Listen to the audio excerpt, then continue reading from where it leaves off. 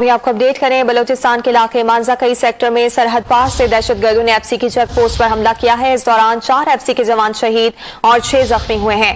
نمائندہ Dawn news نوید صدیقی سے تفصیلات جانیں گے۔ نوید بتائے گا مزید کیا معلوم ہوا ہے حملے کے متعلق؟